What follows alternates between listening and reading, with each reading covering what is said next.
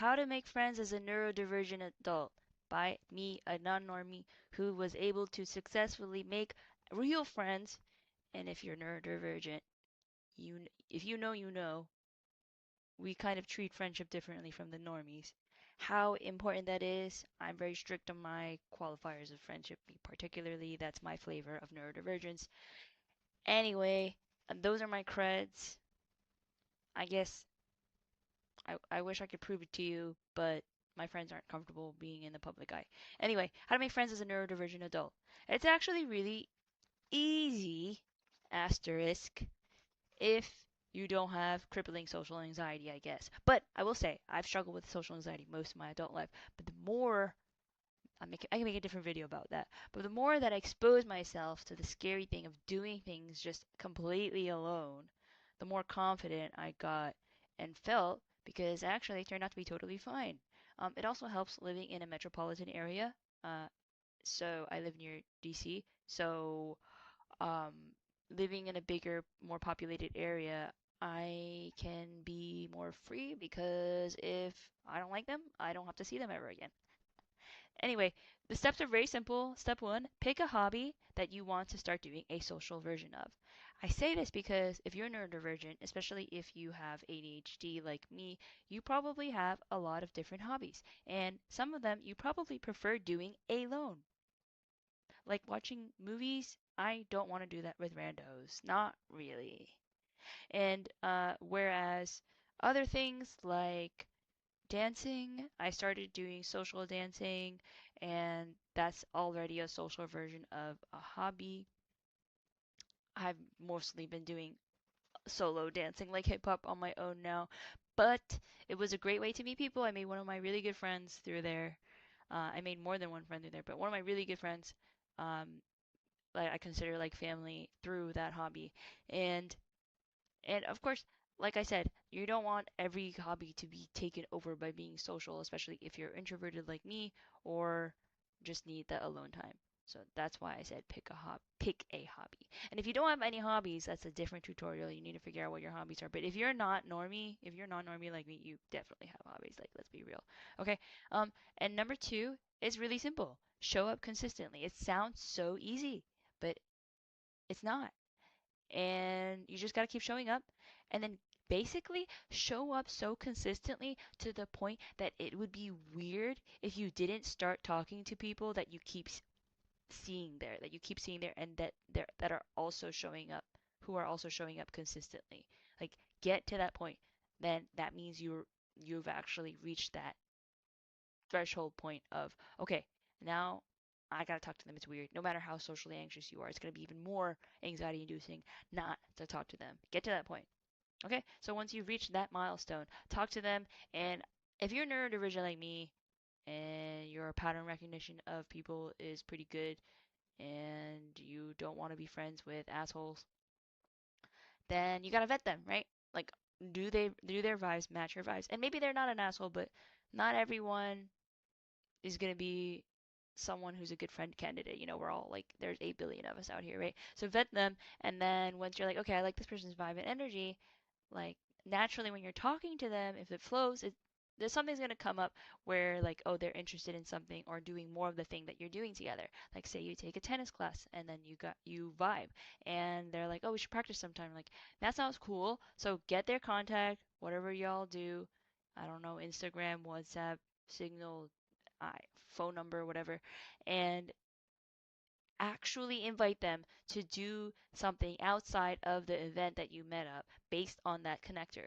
So it could be the thing that you met up for, like maybe you met at tennis, then you're like, let's practice together. Or it could be something that came up, like, oh yeah, there's this new restaurant I wanted to try, and like, you know, your mileage may vary. Like, check the vibes, first, and check the vibes of the activity that they're talking about. Like maybe don't do dinner. Like maybe do like, oh yeah, I would love to do like go to this cute cafe and like do get like brunch together, right? I don't know, just girly things.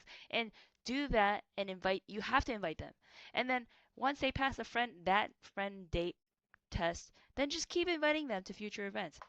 That's literally it. This is my playbook. This is how I made friends.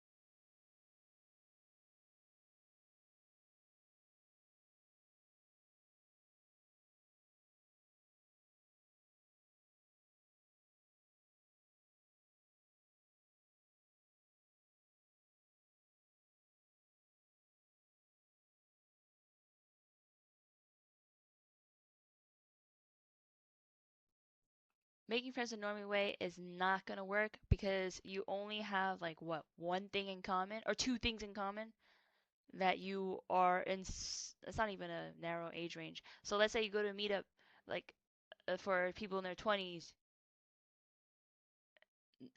that want to make friends. Like, so you want to make friends in your 20s? Like, that's a huge net. And you're neurodivergent. You're going to need people that have shared interest with you. You're guaranteeing that most of the people probably don't have a shared interest with you.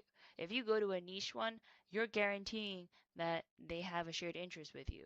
So just save yourself a lot of time and energy and don't do normie stuff for making, if your intent is to make friends. If you like doing normie stuff, which if you're not a normie, you probably don't, um, why would you do it?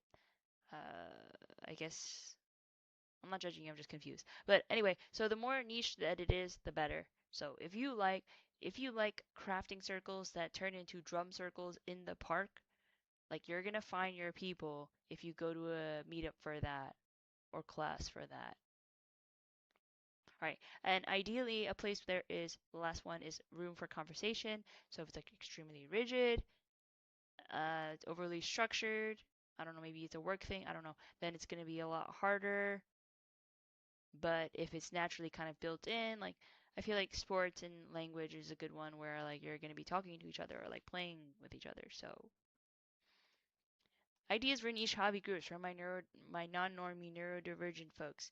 Video game dev. I bring this up because I do it as a hobby, and wow, I've never met more people that are my people than when I showcase my video game at this convention. All the other game devs there were super cool, and yeah, that's extremely niche. Very few people do this. And then second one, I put nonfiction book club specifically because I guess insert genre book club, whatever niche genre that you like. Maybe you like nonfiction. Maybe you like, um, I don't know, vampire romance. Maybe they have a book club for it. I don't know. Or maybe you could start one. So the more niche, the better. Again, that's why I put the genre in there. Stand-up comedy writing. You know, how many people do you know are brave enough to do stand-up? Not a lot. And so craft clubs, that's another thing. Knitting, sewing, baking. Foreign language club, I already mentioned that. Movie club, most cities have a place where you watch movies and talk about them together. And that is very non-normie to be that passionate about something.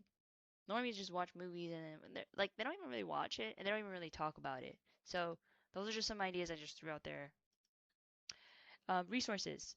I deleted all my social media in 2020, but then I had to get one for when I was doing stand up because the open mics required you to have one. It was dumb. Anyway, and um, I found that Instagram has it's changed so much. I sound like a boomer, but so many social events are promoted through Instagram only. Like they're not promoted on their websites anymore. So I did find a lot of cool events through Instagram accounts through my local city, and I found if you're in DC, there's DC Bitches, and it's like not super niche, but I feel like it's niche enough because they have specific events in there, and you start to see the same people at the different events. And so I recommend that if you live in a city. And newsletters for events in your local city, they do exist. A lot of times I find the Instagram accounts and then I find out they have a newsletter and then I sign up for the newsletter. But some newsletters just exist. And then the last one, this is a more relatively recent one, but Partyful has been great for meeting people. They have public events on Partyful now, and I've met like people who like doing things and like just go to the niche stuff. Like I went to a random tea party at a random rich couple's house and I met cool people there, like literally. The only hard part is the series part is kind of hard, but I did notice that I start to see a lot of the same people at public events because it's like the type of person who likes just doing fun things and going to these public partyful events, like they'll just keep going and doing it and then you see each other again. And then you get to the point where it's awkward if you don't acknowledge each other. But no, I found that the people would chill, at least in where I live. But I'm gonna assume most cities are like that because think about the filter that already exists, the type of person that's already out and doing stuff and has the uh, courage to go out and do it, and you do too because you're going too. Then it's gonna filter out a lot of people. Anyway, good luck. I know it's